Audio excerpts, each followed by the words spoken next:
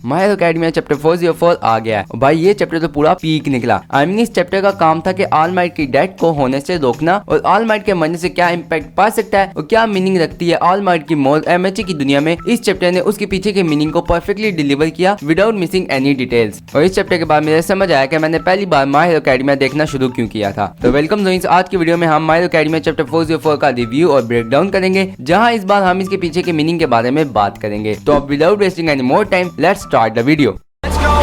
fucking know is I got my pros and wherever we're going, you know we own it. All I fucking know is I got my pros and wherever we're going, I put my pros before.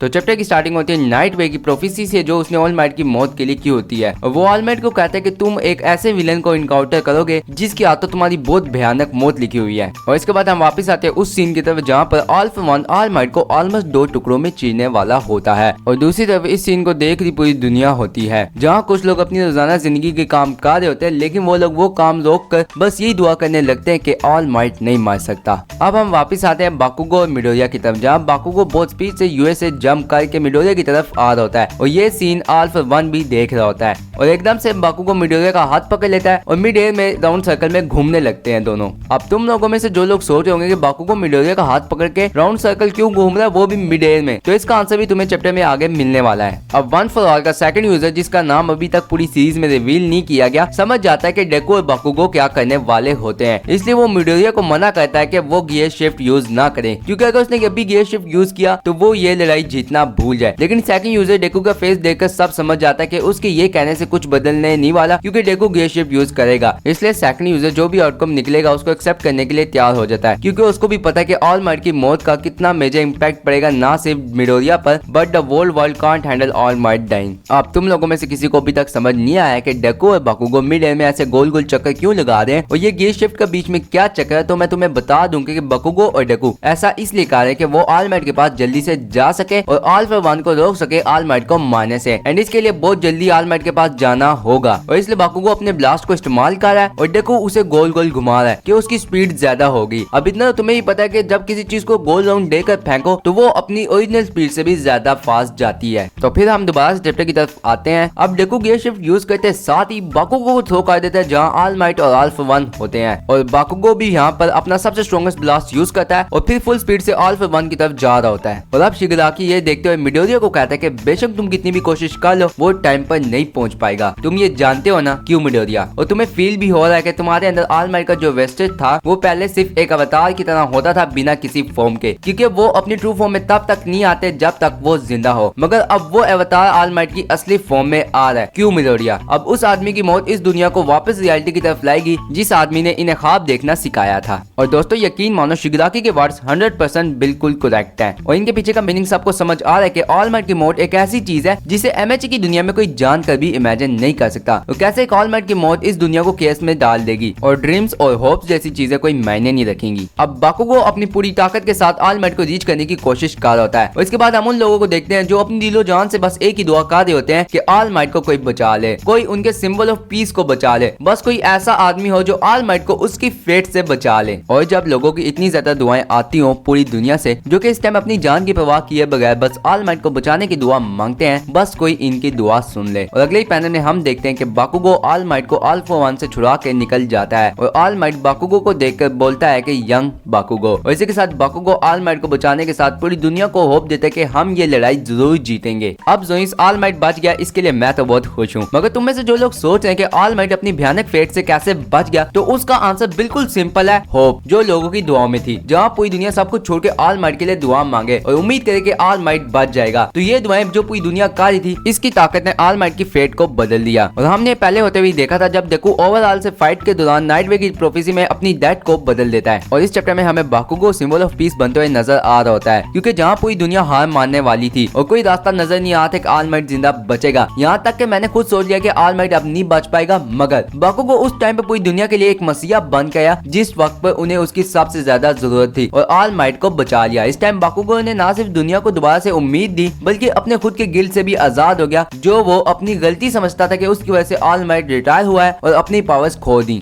और इसी के साथ ये chapter भी and हो जाता है। तो ये चैप्टर माना कि काफी शॉर्ट था, लेकिन इस चैप्टर ने अपने मेन पॉइंट इमोशन को डिलीवर करने में कोई कमी नहीं छोड़ी। कसम से मुझे गूज़बम्स आ रहे थे जब मैं इसे रीड करा था। जिस परफेक्शन के साथ इसका हर डायलॉग हर मोमेंट के साथ अटैच हुआ है, आई स्वेयर एक बार ऑल माइट को जिंदा देखकर दिल को वो सुकून मिला जो मैं बता नहीं सकता। इसलिए मैं अपना ऑनेस्ट रिव्यू देता हूँ, मेरे लिए ये चैप्टर 10 आउट ऑफ 10 था, टोटली पीक फिक्शन। अब इसी के साथ इस वीडियो को यहाँ पर खत्म करते हैं और तुम लोग मुझे बस कमेंट में इतना बता देना कि तुम्हें ये चैप्टर कैसा लगा। और इस वीडियो को यहाँ तक देख रहे हो तो बस लाइक कर दो, आगे मैं कुछ नहीं कह रहा। एंड इसको पूरी एनिमे कम्युनिटी के साथ शेयर भी करना, ताकि उन्हें भी पता चले कि जहाँ हमारा हर फेवरेट कैरेक्टर मर रहा था गोजो एंड एरिन की तरह, वही ऑल माइट एशिस हमारा एक नहीं दो ऑल माइट और बाकुगो अब जिंदा है। प्लस इस साइड वाले बटन में तुम खुशी से फूल मारो या बाकुगो की तरह ब्लास्ट, मुझे बस ये सब्सक्राइब कर दो। तब इसी के साथ मुझे दो इजाजत, सायोनारा।